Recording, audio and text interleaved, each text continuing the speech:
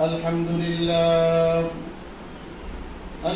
لله نحمده ونستعينه ونستغفره ونؤمن به ونتوكل عليه ونعوذ بالله من شرور أنفسنا من يهده الله فلا مضل له ومن يضلله فلا هادي له ونشهد أن لا إله إلا الله وحده لا شريك له ونشهد أن سيدنا مولانا محمدا عبده ورسوله الذي أرسل إلى الناس كافة بشيرا ونذيرا وداعيا إلى الله بإذنه وسراجا منيرا أما بعد فأعوذ بالله من الشيطان الرجيم بسم الله الرحمن الرحيم إن الله اشترى من المؤمنين أنفسهم وأموالهم بأن لهم الجنة إلى آخر الآية وقال النبي صلى الله عليه وسلم التائب من الذنب كمن لا ذنب له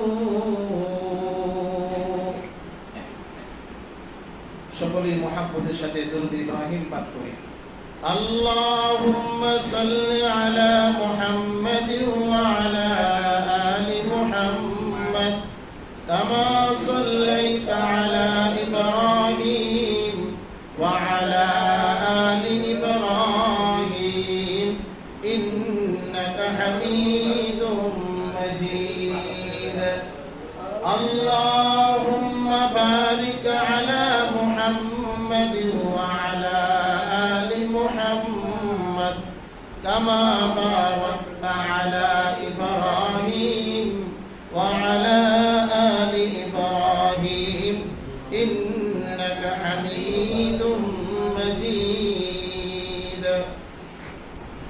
اللهم صل وسلم وبارك عليه শুকরিয়া আদায় করছি বিশ্বজাহানের প্রতিপালক মহান রব্বুল আলামিনের বিশ্ব দরবারে রব্বুল আলামিন মেহেরবানি করে আমাদেরকে পছন্দ করে তার মহান হুকুম জুমার নামাজ আদায় করার জন্য সকলের আগে আগে মসজিদে আসার তৌফিক দিয়েছেন সকলেই অন্তর খুলে আল্লাহকে খুশি করার জন্য বলি আলহামদুলিল্লাহ আলহামদুলিল্লাহ লক্ষ কোটি সালাম এবং দরুদ প্যারা হাবিব মুহাম্মদুর রাসূলুল্লাহ সাল্লাল্লাহু আলাইহি ওয়াসাল্লামের শানে আল্লাহ পাক তার হাবিবের শান মান মর্যাদা অনুযায়ী আমাদের এই দুরূদ শরীফকে লক্ষ কোটি গুণ বৃদ্ধি করে সোনার মদিনা পৌঁছে দেন সকলে বলি আমিন আমিন প্রিয় হাজিরিন গত জুমার আলোচনার বিষয় ছিল আল্লাহ রাব্বুল আলামিন মুমিন মুত্তাকি বান্দার জন্য পরকালে যে সুখ আর শান্তির জায়গা তথা জান্নাত নির্মাণ করেছেন এই জান্নাতের নাজ নিয়ামত সম্পর্কে আমরা গত জুমায় আলোচনা শুনছি আলোচনার শেষ লগ্নে গিয়ে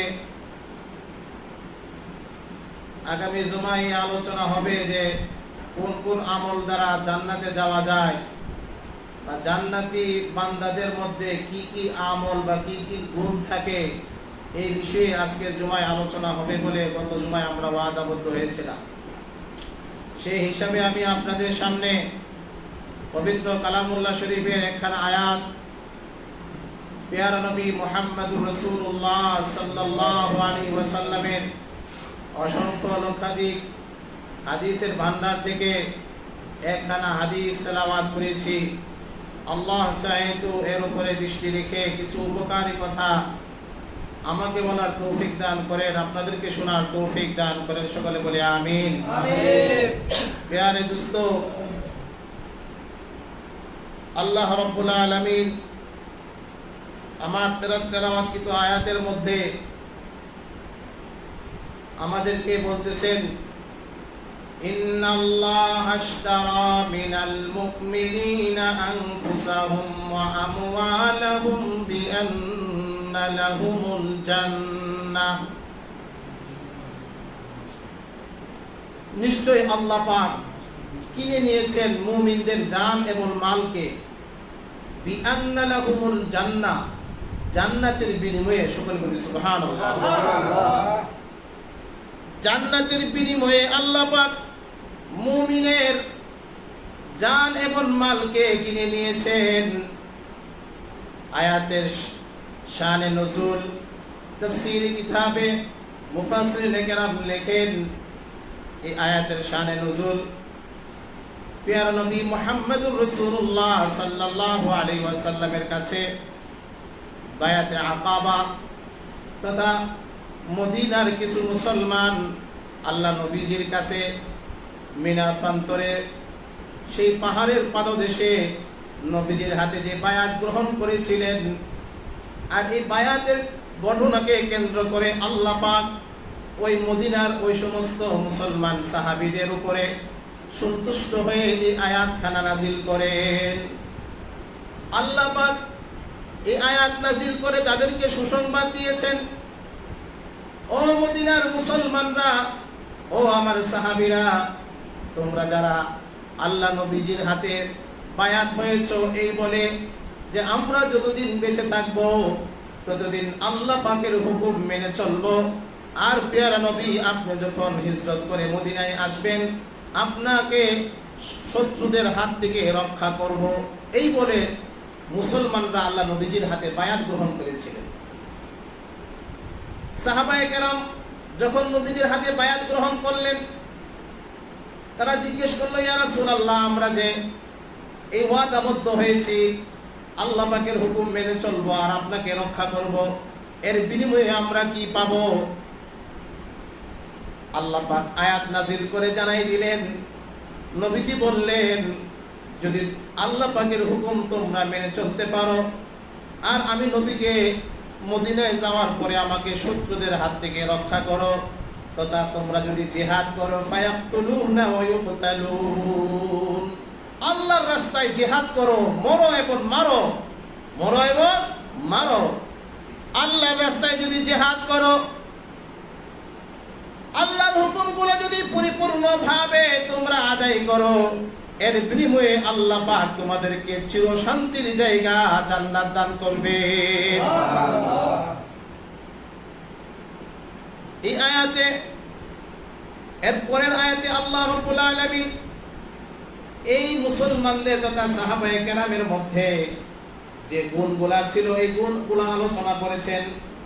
আজকে মূলত আমাদের আলোচ্য বিষয় এটা যে আল্লাহ পাক যে সমস্ত সাহাবীদেরকে জান্নাতের খুশখবরি দিয়েছেন তাদের মধ্যে আল্লাহ পাক কিছু গুণ দেখতে পেয়েছিলেন, যে গুণগুলো আল্লাহ পাক কোরআনের মধ্যে বর্ণনা করেছেন যে আল্লাহর নবী সাহাবীদের মধ্যে এই গুণগুলা ছিল। ও আমার মুহাম্মদের উম্মতেরা, তোমরাও যদি জান্নাতি হতে চাও তোমাদের মধ্যে এই গুণগুলা অর্জন করা লাগবে।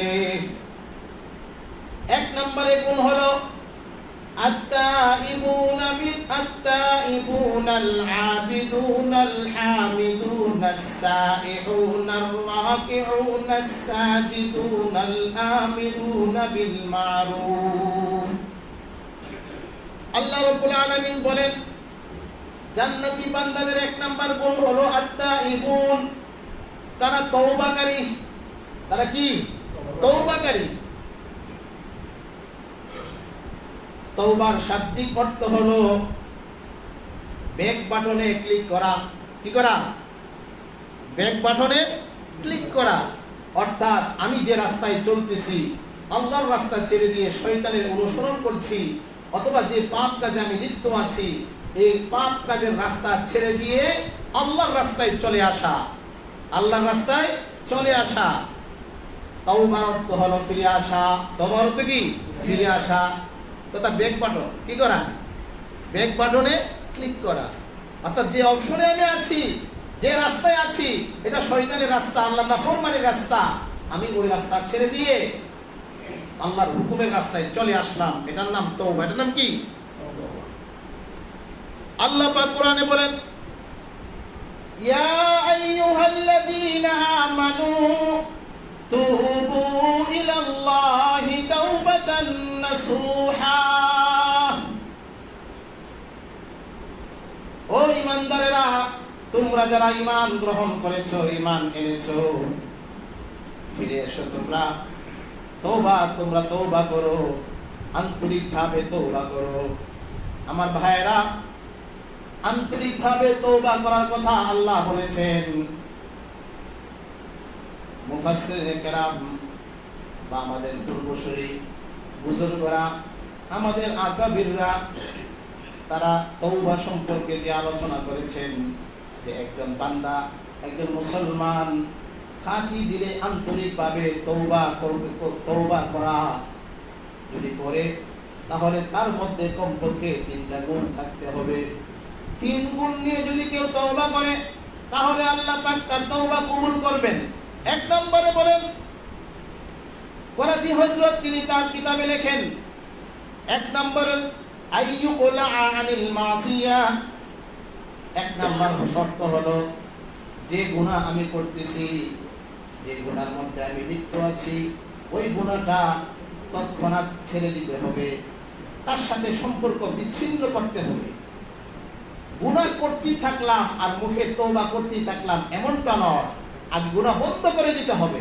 আইয়ুকুলা আনিল মাসিয়া, গুনাহ থেকে নিজেকে পৃথক করতে হবে।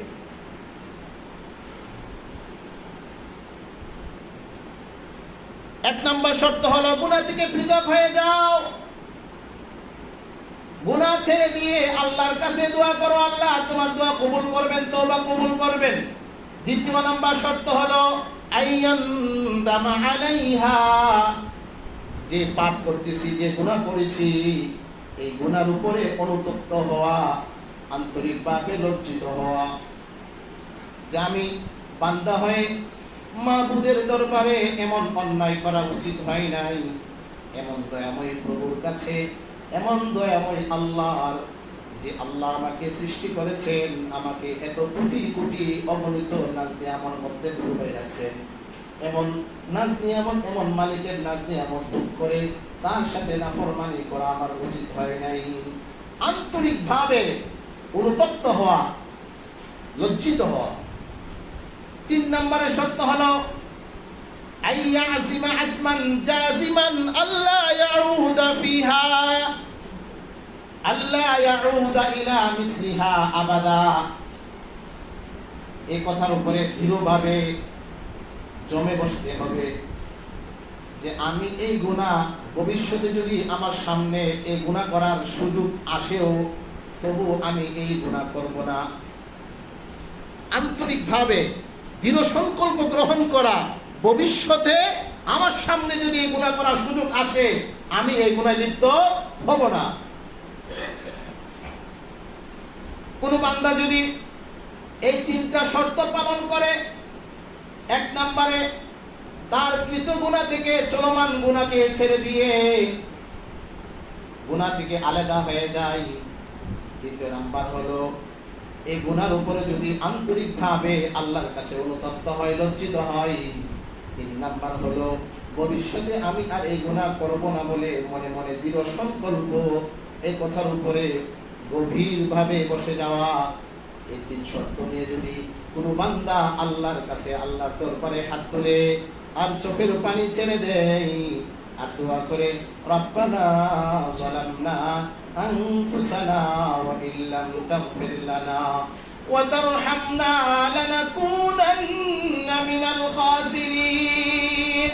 আল্লাহ বলেন, আমার বান্দা যখন ওই গুনাহ ছেড়ে দিয়ে ভবিষ্যতে আর গুনাহ করবে না বলে মনে মনে অনুতপ্ত হয়ে চোখের পানি ছেড়ে দিয়ে আমার কাছে ক্ষমা চাই, আমার বান্দা আমার কাছে ক্ষমা চাইলে আমি আল্লাহ তার জিন্দেগির গুনাহ মাফ করে দেই। আমার ভাইরা, দুনিয়ার মানুষের স্বভাব হলো আম্মা হোক, আব্বা হোক, ভাই হোক বা যে কোনো মানুষ হোক, তার কাছে অপরাধ করলে মাপ চাইতে গেলে লোকটা মুখ ফিরায় নেয়, অথবা বলে যা যা মাফ করা সম্ভব হবে না, অথবা একটা অনীহা ভাব প্রকাশ করে। কথা ঠিক কিনা? কিন্তু আল্লাহ পাক বলেন ফাজকুরুনি আযকুরুকুম, ও বান্দা তুমি যদি আমার কাছে মাপ চাইতে আসো, পাপ করতে করতে তুমি ক্লান্ত হয়ে গেছো, দৌড়ায়া মসজিদে আসতেছো, আমি আল্লাহ তোমার দিকে তাকায় থাকি। তুমি বান্দা যখন মসজিদে ঢুকো, তোমাকে ওয়েলকাম জানানোর জন্য আমি আল্লাহ দাঁড়ায় থাকি, তোমাকে আমার বুকে জড়ানোর জন্য। মানুষের কাছে ক্ষমা চাইলে মানুষ মুখ ফিরায় নেয়, আর আল্লাহ বলেন আমি কেন বান্দাকে ফিরাবো? বান্দা আমার কাছে ফিরে আসলে, তওবা করলে আমি বান্দার প্রতি খুশি হই। কেমন খুশি হয়? হাদিসে আসছে, মরু প্রান্তরে কোনো মরুচারী মানুষ যদি চলতে গিয়ে তার উট হারিয়ে ফেলে, আপনারা যারা মরুভূমি দেখছেন, ওই মরুভূমিতে উট হারিয়ে ফেললে বাঁচা সম্ভব না। মানুষ জীবনের সম্পর্কে অনীহা তার আশাহত হয়ে যায় যে আর আমি বাঁচতে পারবো না, কারণ এই গরমের মধ্যে মরুভূমি পাড়ি দিয়ে কোথাও যাওয়া আমার দ্বারা সম্ভব না। ওই লোকটা যেমন জীবন থেকে নৈরাশ হয়ে ঘুমায়া পড়লো, ঘুম থেকে জেগে উঠে দেখলেও যে তার হারিয়ে যাওয়া উটটা আবার ফিরে এসেছে, বলে ওই লোকটা জীবন ফিরে পেয়ে যেমন খুশি হয়, আমার কোনো গুনাহগার বান্দা যদি গুনার রাস্তা ছেড়ে দিয়ে আমার দরবারে ফিরে আসে, তওবা করে, আমি আল্লাহ ওই ব্যক্তির চেয়ে আরো বেশি খুশি হই। সুবহানাল্লাহ। আল্লাহ নবী বলেন আত-তাইবু মিনাজ যানবি কামাল্লা যানবা লাহু, গুনাহ থেকে তওবা করো বান্দা, ও আমার উম্মতেরা, গুনাহ থেকে তওবা করো।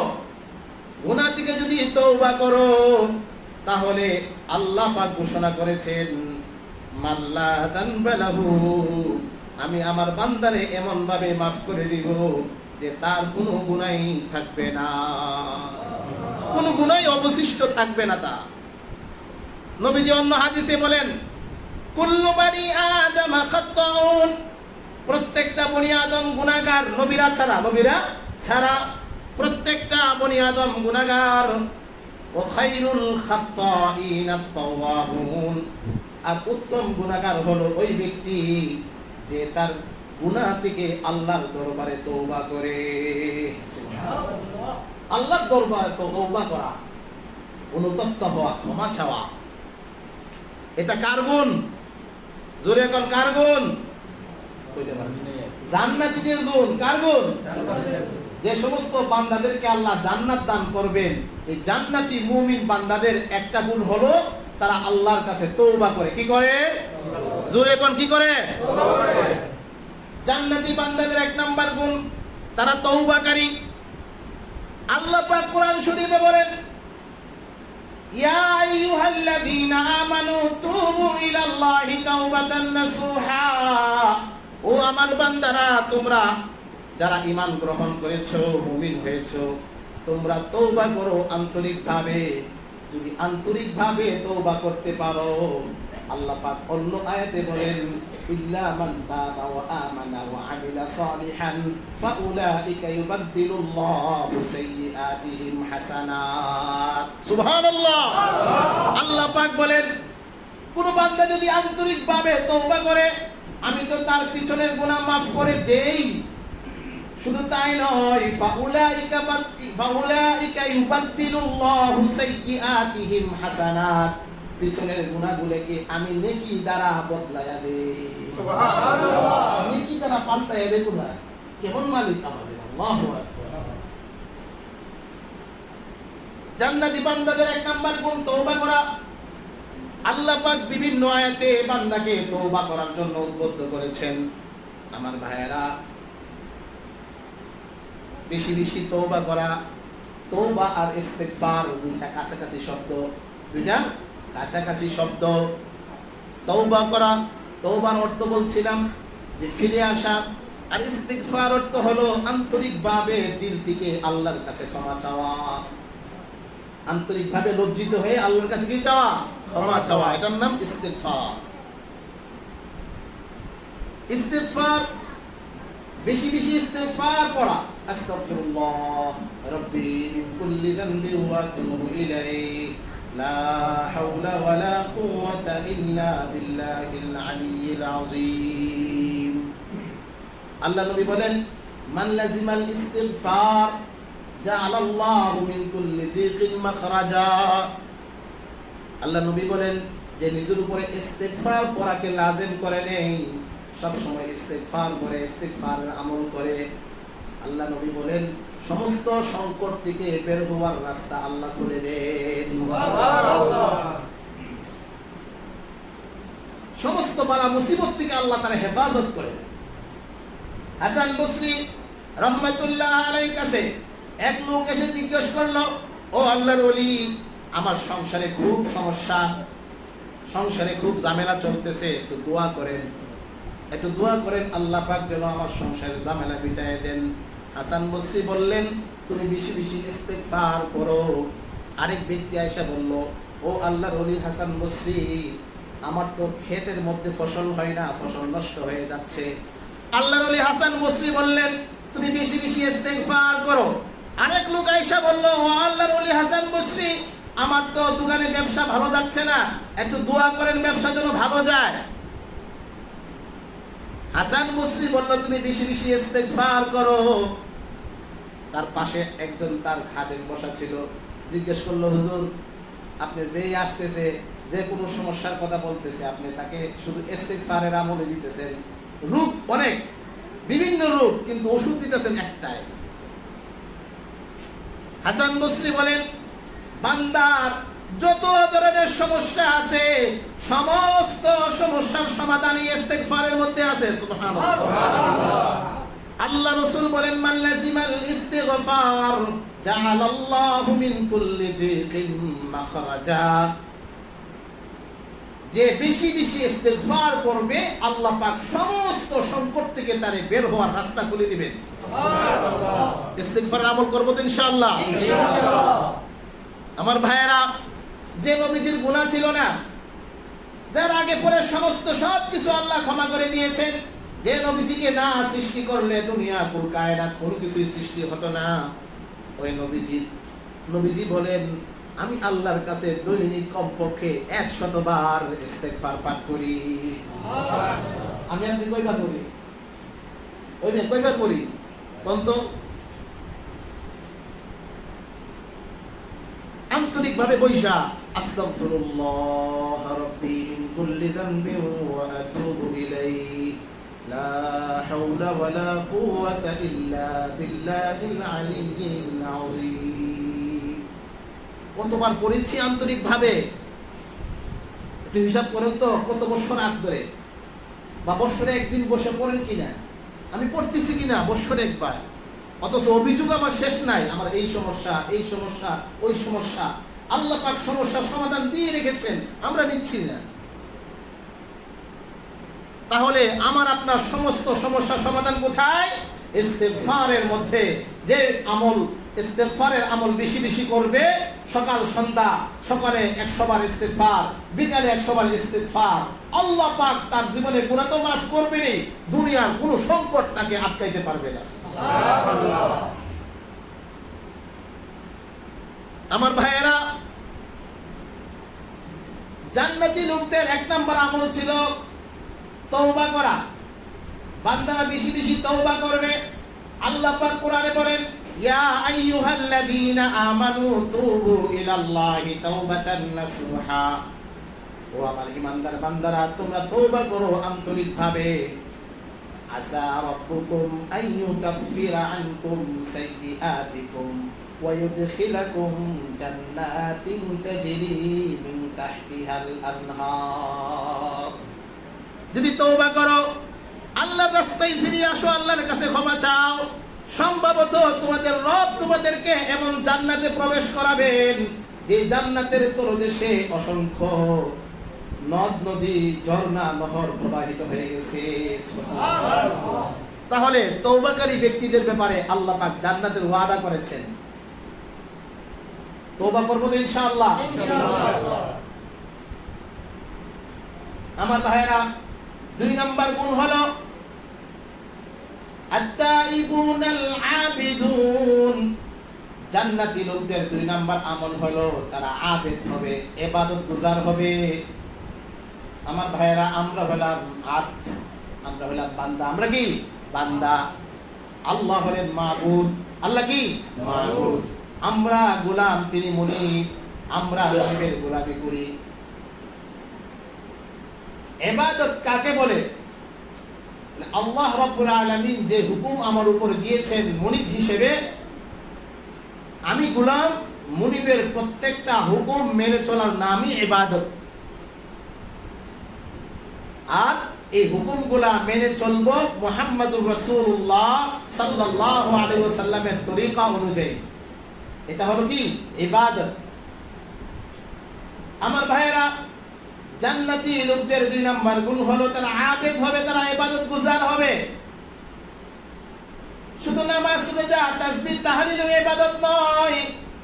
সত্য কথা বলা এটা ইবাদত, সৎ পথে চলা এটা ইবাদত, মিথ্যা কথা না বলা এটা ইবাদত, প্রতিবেশীর হক আদায় করে দেওয়াটা এটা ইবাদত, বোনের হক আদায় করে দেওয়াটা এটা ইবাদত, সৎ বিচার করা এটা ইবাদত, নেই বিচার প্রতিষ্ঠিত করা এটা ইবাদত, রাষ্ট্রে ইসলাম প্রতিষ্ঠা করা এটা ইবাদত, খেলাফত কায়েম করার জন্য লড়াই করা এটা ইবাদত।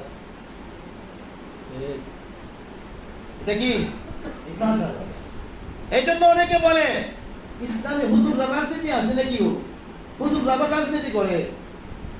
আরে তোমরা তো রাজনীতি করো পেট পালার জন্য, আর নিজের জীবন গড়ার জন্য, বা নিজের টাকা পয়সা বাড়ি গাড়ি করার জন্য তোমরা রাজনীতি করো। আর হুজুররা রাজনীতি করে ইবাদত হিসাবে। আল্লাহ পাক বলেছেন রাজনীতি করার জন্য লিইয়ুযহিরাহু আলা দ্বীনি কুল্লি, আল্লাহর এই জমিনে আল্লাহর দ্বীনকে প্রতিষ্ঠিত করার জন্য তারা রাজনীতি করে। এটা ইবাদত। এটা কি ইবাদত? আমার ভাইরা, ব্যবসা করা ইবাদত হালাল তরিকায়। কোন ব্যবসায়ী যদি সঠিকভাবে সুন্নাত তরিকায় ব্যবসা করতে পারে, ব্যবসাটা কি হয়? ইবাদত। সংসার করা ইবাদত, সংসারটা যদি নবীর তরিকা অনুযায়ী হয় এটা কি ইবাদত। সন্তান লালন পালন এটা ইবাদত নবীর তরিকায়।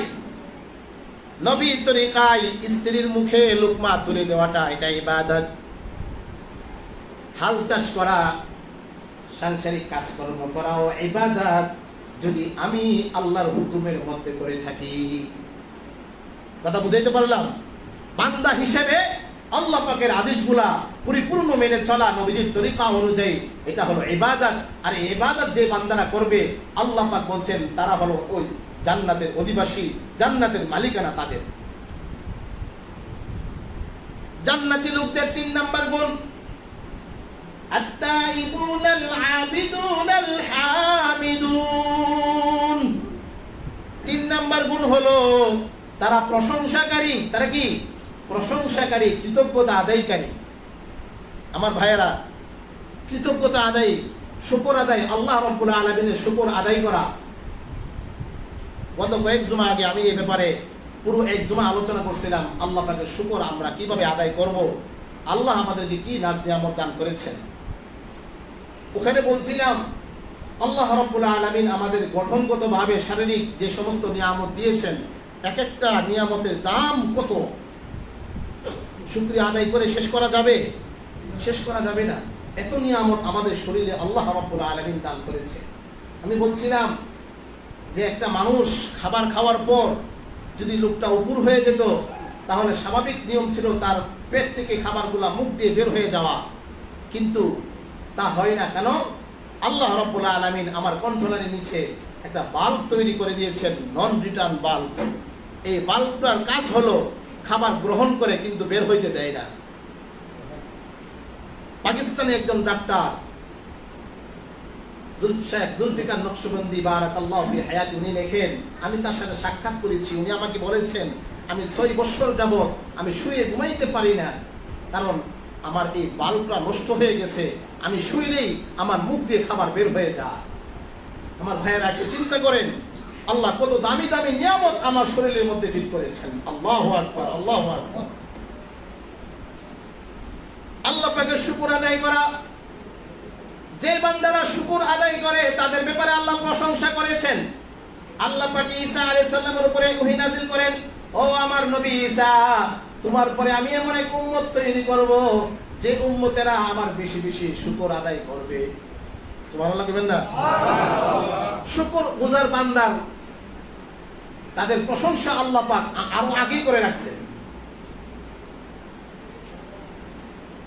আল্লাহ পাক অন্য আয়াতে খবরদারি দিয়েছেন, লা ইন শাকারতুম লা আযীদান্নাকুম ওয়া লা ইন কাফারতুম ইন্না আযাবি লাশাদীদ। যদি তোমরা আমার শুকর আদায় করো তোমাদের প্রাপ্ত নিয়ামত আমি বাড়ায়া দেব। সুবহানাল্লাহ। আর যদি না শুকরিয়া করো, শুকর আদায় না করো, নাফরমানি করো, তাহলে মনে রাখো ইন্না আযাবি লাশাদীদ, আমার আযাব কিন্তু অত্যন্ত কঠোর। এই কঠিন আযাবে কিন্তু গ্রেফতার হয়ে যায়। কাজে শুকর আদায় করা, সকাল সন্ধ্যা আল্লাহ পাকের শুকর আদায় করা, সব সময় শুকর আদায় করা, আল্লাহর কাছে দোয়া করা সব সময়, আয় আল্লাহ, আমি আপনার গোলাম, আপনি আমাকে নিয়াজ দিয়ে আমাদের মধ্যে ডুবাই রাখছেন, আপনার শুকর আদায় করে শেষ করতে পারবো না। সমস্ত প্রশংসা রব্বুল আলামিন আপনার। কোনো নিয়ামত গ্রহণ করলে আলহামদুলিল্লাহ বলা, পানি পান করলাম, খাইলাম, কোথাও ভালো জিনিস দেখলাম আলহামদুলিল্লাহ, আমার কোন ভালো কিছু অর্জন হইল আলহামদুলিল্লাহ, আল্লাহ শুকর আদায় করা। করবো তো ইনশাআল্লাহ? ইনশাআল্লাহ। আমার ভাইয়েরা, জান্নাতি বান্দাদের এই 3 নাম্বার গুণ ছিল আল হামিদুন, তারা প্রশংসাকারী।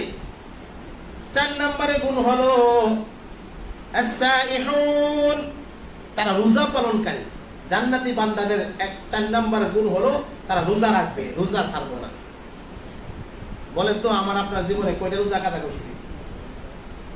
আগেরকার জিন্দেগি অন্যান্য উম্মতের মধ্যে, যেমন ঈসা আলাইহিস সালামের উম্মত বা অন্যান্য উম্মতের মধ্যে, সাইহুন শব্দের অর্থ হলো দেশ ভ্রমণ করা।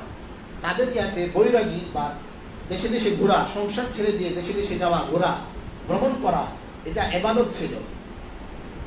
বৈরাগীতা এটা ইবাদত ছিল। কিন্তু ইসলামের মধ্যে ওই বৈরাগীর বদলতে আল্লাহ পাক রোজা দান করেছেন। রোজাটাই আল্লাহ পাককে পাওয়ার জন্য এটা একটা গুণ। আমার ভাইয়েরা, ইসলামে কোনো বৈরাগী নাই। জান্নাতি বান্দাদের 4 নম্বর গুণ হলো তারা রোজাদার। রমজান মাসে 30টা রোজা রাখবে এবং প্রত্যেক চাঁদে রোজা আছে না, আইয়ামে বীজের রোজা 13, 14, 15। বলেন তো কে কে রাখছেন এই হায়াতের মধ্যে? কে কতদিন রাখছেন আইয়ামে বীজের রোজা? রাখছেন কেউ? প্রত্যেক বৃহস্পতিবারে রোজা রাখা, প্রত্যেক সোমবারে রোজা রাখা, এটা নবীজির আলাদা সুন্নাত ছিল। ও নবীর উম্মতেরা, কে কে সুন্নাতগুলো আদায় করো। জান্নাতি বান্দাদের 4 নাম্বার গুণ তারা রোজাদার, তারা রোজা রাখে। আমার ভাইয়ের আলোচনা সামনে আগাইতে হবে, খুব সময় খুব স্বল্প, আর কয়েক মিনিট আছে।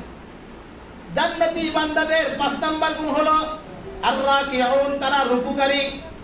তারা কি করে? রুকু করে। জান্নাতি বান্দাদের 6 নাম্বার গুণ হলো আস-সাজিদুন, তারা সিজদাকারী, তারা আল্লাহকে সিজদা করেন। এই সিজদা, আচ্ছা এখানে সিজদা না বলে তো আল্লাহ পাক কিয়াম বলতে পারতো, নামাজ বলতে পারতো, কিন্তু সিজদাকে কেন বললেন আল্লাহ পাক? কারণ হলো মানুষের প্রকৃতি, মানুষ যখন মায়ের পেটে থাকে তখন সিজদা অবস্থায় থাকে। যেই মুহূর্তে মানুষের সিজদাটা নষ্ট হয়ে যায় আর পেটে থাকতে পারে না, দুনিয়াতে চলে আসতে হয়। সুবহানাল্লাহ বলেন না? মায়ের পেটে বাচ্চারা দেখবেন এরকম সিজদা অবস্থায় থাকে। যখন তার এই সিজদার অবস্থানটা ভেঙে যায় আর মায়ের পেটে থাকা যায় না, তাকে দুনিয়াতে চলে আসতে হয়। দুনিয়াতে আসার সময়ও একটা বাচ্চা দুনিয়াতে আসার সময় আগে পা আসে নাকি মাথা আসে? বলেন তো। মাথা আগে আসে, মাথা আগে মাটিতে ঠুকে তার প্রথম দুনিয়াতে আগমন হলো সিজদা। সুবহানাল্লাহ বলবেন না? এরপরে আম্মা জান আয়েশা থেকে হাদিস বর্ণিত, আম্মা জান আয়েশা রাদিয়াল্লাহু তাআলা আনহা বলেন, আকরাবু ইনদাল্লাহি ওয়া হুয়া সাজিদুন, বান্দা আল্লাহর কাছে সবচেয়ে নৈকট্যশীল হয়, সবচেয়ে কাছে যায় বান্দা যখন সিজদা দেয়। যখন সেজদা দেয় তখন বান্দা আল্লাহর সবচেয়ে নিকটে চলে যায়। আল্লাহ পাক কোরআন শরীফে বলেন ফাসজুদ ওয়াক্তারি, সেজদা দাও আমার রহমতের কোলে উঠে আসো। সুবহানাল্লাহ। সেজদা। নবীজি সাহাবী জিজ্ঞেস করতেছে ইয়া রাসূলুল্লাহ, নবীজিকে খেদমত করতেছে সাহাবী, খেদমত করতেছে। তো নবীজি জিজ্ঞেস করতেছে আচ্ছা তুমি আমার কাছে কিছু চাও? না ইয়া রাসূলুল্লাহ, যেমন কিছু চাই না, কিছু চাও যা দরকার তোমার চাও। না ইয়া রাসূলুল্লাহ, আমার তেমন দরকার নেই। তো চাও কিছু, দোয়া কিছু চাও। ইয়া রাসূলুল্লাহ, তাহলে যদি এরকম দোয়া চাইতে হয় না কিছু চাইতে হয় তাহলে আমি আপনার সাথে জান্নাতে থাকতাম চাই। সুবহানাল্লাহ। আমি আপনার সাথে জান্নাতে থাকতে চাই ইয়া রাসূলুল্লাহ, আমি জান্নাতে থাকতে চাই আপনার সাথে। নবীজি বললেন তাহলে বেশি বেশি সেজদা করো, বেশি বেশি সেজদা করো, জান্নাতে আমার সাথে থাকতে পারবা। সুবহানাল্লাহ। নবীজি বলেন হাসরের ময়দানে আমি আমার গুনাহগার উম্মতগুলোকে চিনব, তাদের চেহারাটা পূর্ণিমার চাঁদের মতো থাকবে। নবীজি বললেন যে সমস্ত বান্দারা দুনিয়াতে সেজদা করেছে এই সেজদার জায়গাটা নূরের আলোতে ঝলমল করতে থাকবে, আর উযু যে করেছে উযুর কারণে হাতগুলো চমকাইতে থাকবে। এই দুইটা নিদর্শন দেখে আমি আমার উম্মতদেরকে চিনতে পারবো। সুবহানাল্লাহ। যারা সেজদা করবে না তাদের এই আলো থাকবে না। আমার ভাইয়েরা, অন্য আরেকটি হাদিসে আছে আল্লাহ কোরআন শরীফে আল্লাহ পাক বলেন ইয়াউমা ইউকশাফু আন সাকিন ওয়া ইউদআউনা ইলা সুজুদি ফালা ইস্তাতিউন। আল্লাহ পাক হাসরের মাঠে আল্লাহ পাক আমাদেরকে সিজদা করার হুকুম করবেন। আল্লাহ পাক তার নূরে তাজাল্লি দিবেন। আল্লাহ পাকের এই নূরের তাজাল্লির সামনে আমাদেরকে সিজদা করার কথা বলবেন, কিন্তু কিছু লোক সিজদা করতে পারবে না, তাদের পিঠ বাঁকা হবে না, সোজা হয়ে থাকবে। কারা? আল্লাহ পাক বলেন ফালা ইস্তাতিউন, তারা সিজদা করতে পারবে না। খাশিআতান আবসারুহুম তারহাকুহুম যিল্লাহ ওয়া কাদ কানু। আল্লাহ পাক বলেন তারা দুনিয়াতে যখন আযান হইতো সিজদা দেওয়ার জন্য মসজিদে আসতো না, নামাজ পড়তো না, আবার কুদরতি পায়ে সিজদা দিত না। কাল কিয়ামতের ময়দানে তারাও আল্লাহকে সিজদা দিতে পারবে না। যত চেষ্টা করুক সিজদা দিতে পারবে। এইজন্য আল্লাহ পাক বলেন জান্নাতি বান্দাদের 6 নম্বর আমল হলো তারা কি হবে? সিজদাকারী। সিজদাকারী অর্থাৎ 5 ওয়াক্ত নামাজি হবে। কিছুদিন আগে ইউটিউবে এক বক্তার ওয়াজ শুনলাম, নাম শুনলে নাম বললে আপনারা চিনতে পারবেন অনেকে। ও বক্তা বলতেছে কি নামাজ পড়া জান্নাতে যাওয়া যাবে এমন কোন কোরআন শরীফে একটা আয়াত নাই। আচ্ছা কোন তো এই যে আল্লাহ পাক এখানে জান্নাতি বান্দাদের গুণের একটা গুণ আলোচনা করলেন, ওহুম সাজিদুন, তারা সিজদাকারী অর্থাৎ তারা নামাজ আদায়কারী। জান্নাতে যাওয়ার জন্য এই যারা যাবে তাদের একটা গুণ থাকবে, তারা নামাজি। তারা কি নামাজি? তুমি কি আয়াতটা পড়ো নাই? নাকি কোরআন শরীফের তরজমা বা তাফসীর পড়ার ক্ষমতা তোমার নাই? নাকি এতটুকু যোগ্যতাও তোমার নেই? আমার ভাইয়েরা, এটা একটা গুণ জান্নাতি বান্দাদের গুণ, তারা সিজদাকারী তো 5 ওয়াক্ত নামাজ আদায়কারী। 7 নম্বর গুণ হলো আল আমিরুনা বিল মারুফ ওয়ান নাহুনা আনিল মুনকার, তারা সৎ কাজের আদেশ করবে, অসৎ কাজ থেকে নিষেধ করবে। সৎ কাজের আদেশ, অসৎ কাজের নিষেধ করবে, এটা জান্নাতি লোকদের একটা আমল। শুধু সৎ কাজের আদেশ করলাম, অসৎ কাজের নিষেধ করলাম এমনটা নয়। শুধু অসৎ কাজের নিষেধ করলাম, সৎ কাজের আদেশ করলাম না, এটাও নয়। দুটোটাকে ব্যালেন্স রেখে সৎ কাজের আদেশও করব, অসৎ কাজ থেকে মানুষকে বাঁচানোর ফিকিরও করব।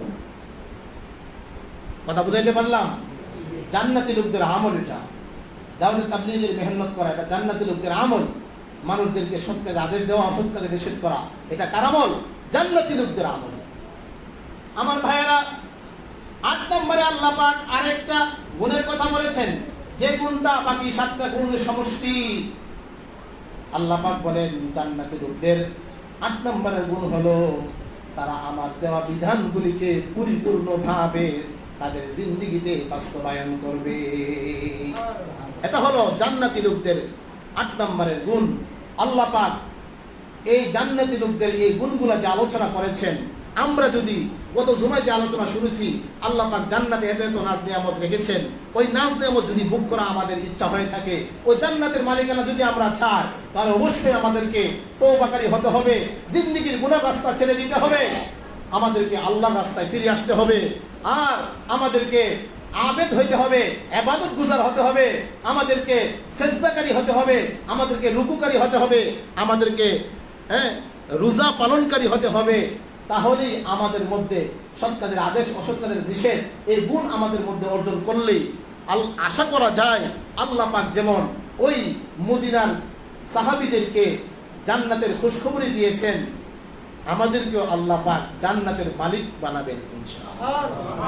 আমার ভাইয়েরা, আরেকটি আয়াতে আল্লাহ রাব্বুল আলামিন বলেন, ওয়াজলিফাতিল জান্নাতু লিল মুত্তাকিনা গায়রা বাঈদ হাযা মা তুআদুনা লিকুল্লি আওয়াবিন হাফিজ মান খাশিয়ার রাহমানা বিল গায়বি ওয়া জাআ বিকলবিন মুনীব।